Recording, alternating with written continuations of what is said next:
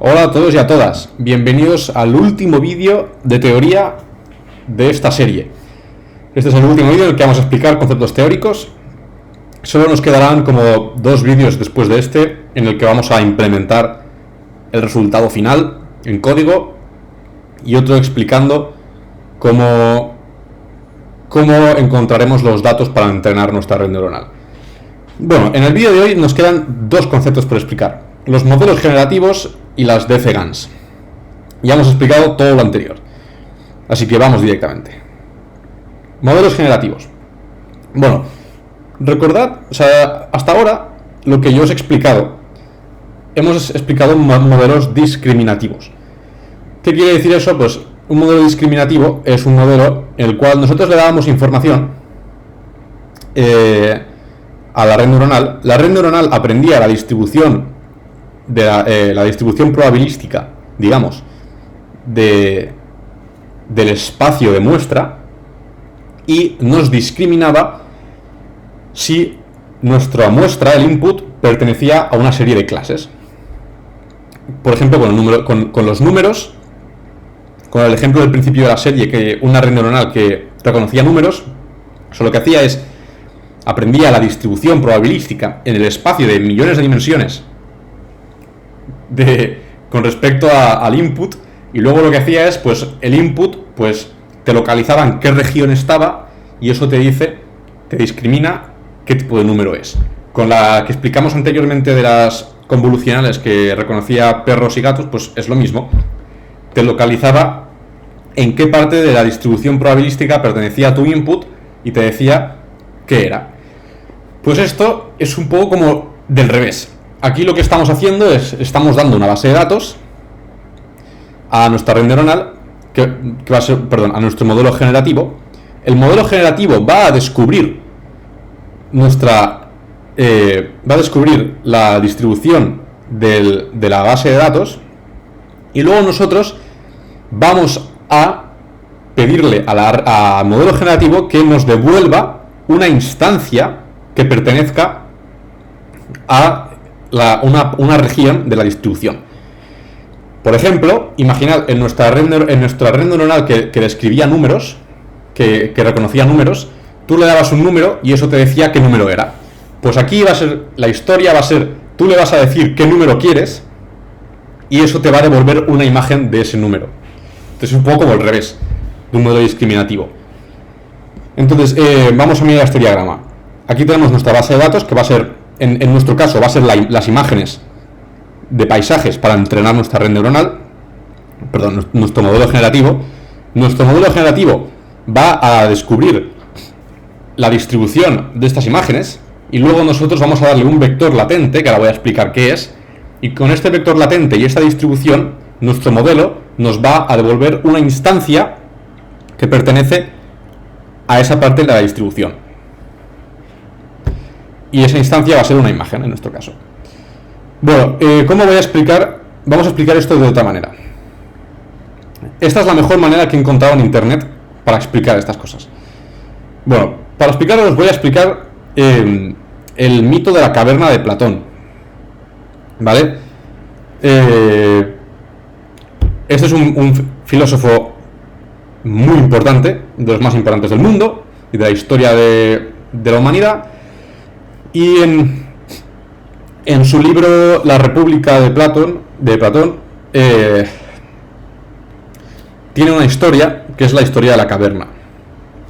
En esta historia tenemos unos hombres aquí que llevan encerrados toda su vida en una caverna. Y todo lo que ven en esa caverna son unas sombras en la pared proyectadas por un fuego que hay a la otra parte de la caverna, en el cual hay una serie, pues los captores de estos hombres están cogen como palos en los que están los objetos de verdad, y la luz pasa por estos objetos y la sombra aparece en la pared de la cueva. Entonces, y esto se refiere al mundo de las formas de Platón. Voy a explicarlo todo más aún. Estos hombres están viendo la sombra del objeto de verdad. Para estos hombres, estas sombras son el objeto real. ¿Vale? A estos hombres, si les preguntas qué es un caballo, ellos solo podrán ver esto de aquí, nunca verán al caballo de verdad. Ven una instancia de lo que es un caballo abstractamente reflejado por la sombra de la luz. Similarmente con el pájaro, el círculo y el jarrón.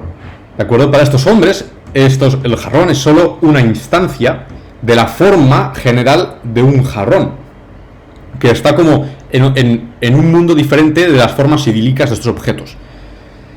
Pues nuestros modelos generativos, sorprendentemente, es exactamente lo mismo. Nosotros tenemos un espacio de muchísimas dimensiones, demasiadas dimensiones para nuestra comprensión, millones y millones de dimensiones, en el cual tenemos una expresión abstracta de qué es un paisaje, qué es un perro y qué es un gato.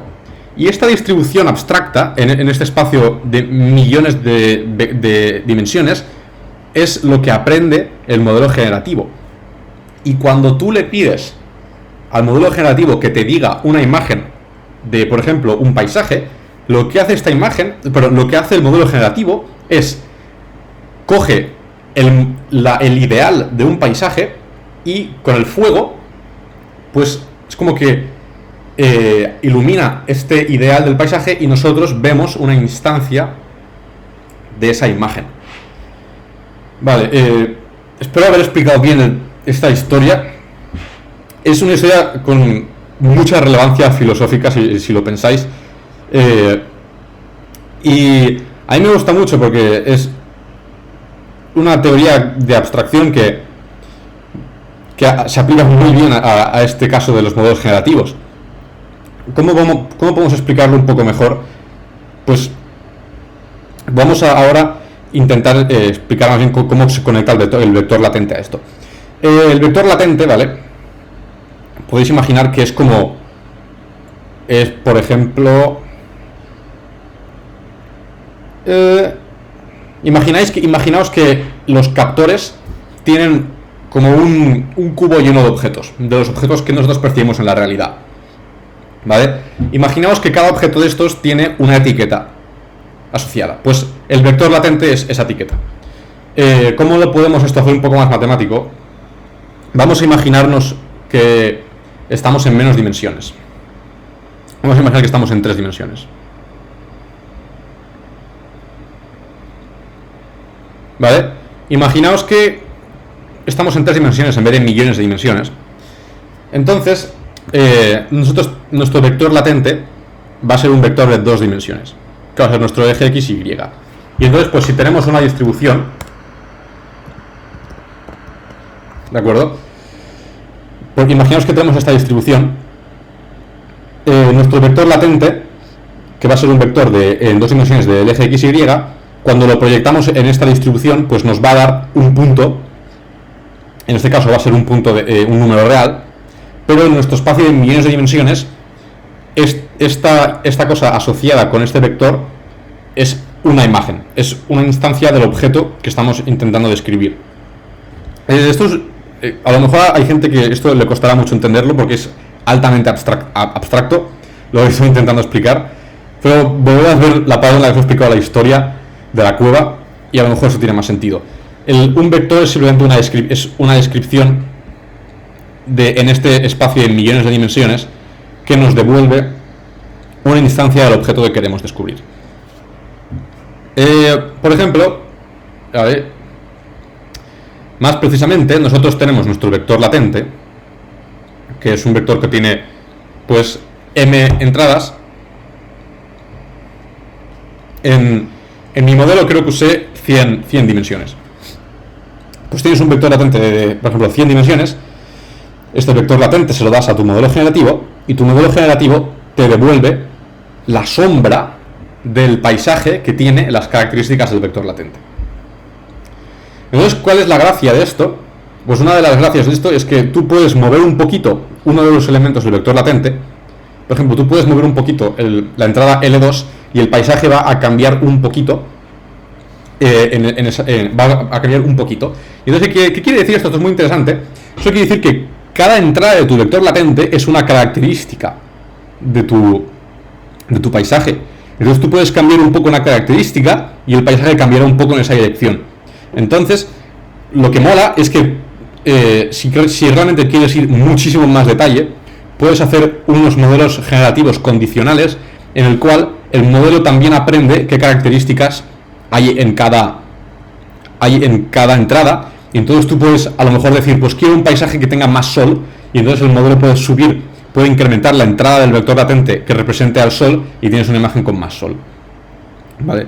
Bueno, tampoco importa mucho para este caso, porque nosotros lo que vamos a hacer es darle un vector latente aleatorio y nos dará una imagen de un paisaje. Bien, estos son los modelos generativos. Ahora vamos al final, ya el último de todo de la serie, y son las DCGANs, y es el modelo de inteligencia artificial que vamos a implementar para generar imágenes de paisajes que parecen reales. Una DCGAN consiste de un modelo generativo y un modelo discriminativo, que están conectados y trabajan juntos. Tenemos el generador y el discriminador. Nuestro generador, como he explicado antes, va a tomar un vector latente, y este vector latente se lo va a dar a una red convolucional, a una red neuronal convolucional, y esto lo que va a hacer es que este vector latente lo va a subir dimensionalmente y va a crear una imagen con este vector latente. ¿Y por qué eso tiene sentido? Porque recordad que la red neuronal convolucional aprende características. Pues entonces este vector latente lo que va a hacer es activar estas características de las convoluciones, y esto pues lo que va a hacer es va a crear una imagen. Entonces, y esta imagen luego pasa a otra red neuronal convolucional, y el objetivo de esta red neuronal convolucional es discriminar si es una imagen real o no. Y entonces esta decisión de si esta imagen es real o no la va a devolver al generador para decirle al generador si las imágenes que está haciendo son buenas o malas. Entonces, ¿qué pasa? Imaginaos, esto es un juego adversarial. De hecho, DCGAN en inglés quiere decir Deep Convolutional Generative Adversarial Network. Y eso quiere decir es una red profunda convolucional generativa adversaria.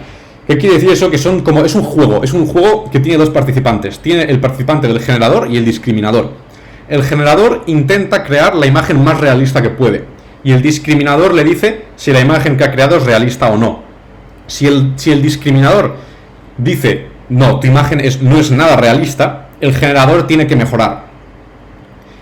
Y en cambio, llegará un punto después de entrenar que el discriminador llegará y dirá, no tengo ni idea si esto es real o falso. Y entonces ese es el punto al que queremos llegar, al punto al que el discriminador no sepa diferenciar si es cierto o falso. Entonces vamos a ver cómo funciona. Nosotros al discriminador le vamos a dar pues una base de datos de muchas fotos de paisajes reales, como estas. ¿De acuerdo? Esto es una base de datos que yo he creado rápidamente, que también explicaremos en otro vídeo cómo se hace esto, de paisajes. Ahí tenemos una playa, que tenemos pues una montaña, otra playa, pues una puesta de sol, una montaña. ¿Por qué están tan oscuras? No estoy seguro por qué están tan oscuras. Y entonces, ¿para qué sirve esto? Esto sirve para entrenar al discriminador, para que el discriminador sepa que es una imagen real. Entonces, el generador, al principio, generará imágenes, pues, como generará ruido, imágenes de ruido, como cuando pones la televisión en un canal que no está sintonizado, eso que sale en blanco y negro, eso es ruido. Entonces, al principio, lo que hacemos es entrenamos al discriminador con las imágenes reales y las que genera el generador.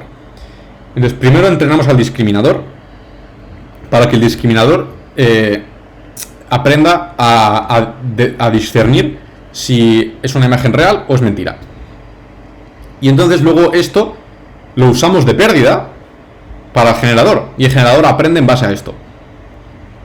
Entonces aquí vamos a hacer un inciso y vamos a ver cómo evoluciona esto. Mira, aquí cuando yo entrené mi red neuronal estuve guardando imágenes en periodos de tiempo.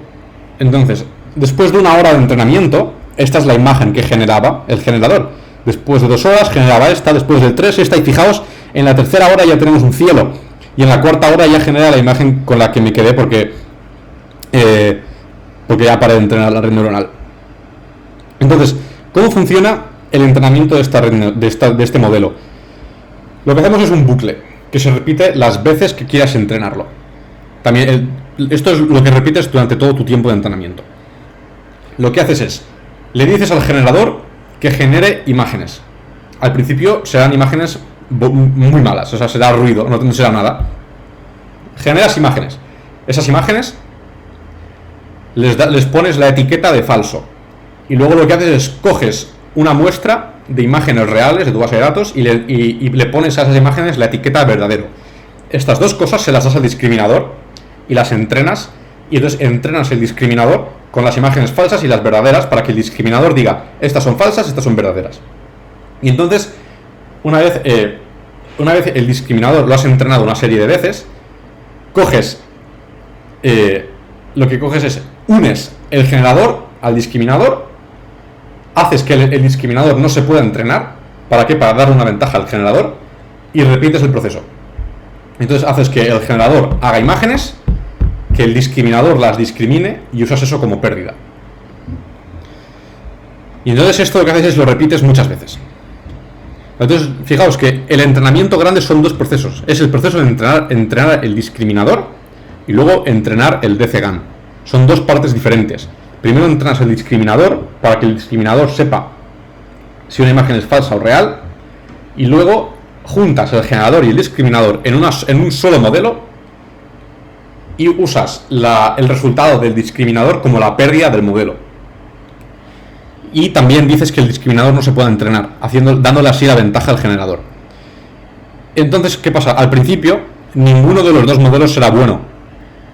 El discriminador tampoco no podrá discernir muy bien, y el generador tampoco generará muy bien. Pero a medida que va pasando el tiempo, los dos se van haciendo mejores. El generador crea mejores imágenes porque el discriminador es capaz de reconocer mejor si una imagen es buena o mala. Y este proceso adversarial, a medida que pasa el tiempo, es el que permite que el modelo entero se entrene y te genere estas imágenes. Que, como podemos ver, sale algo así. Bueno, y esto era la explicación de qué es una DCGAN. No he explicado los cálculos de cómo se entrena esto, porque se entrena mediante backpropagation, que ya hemos explicado.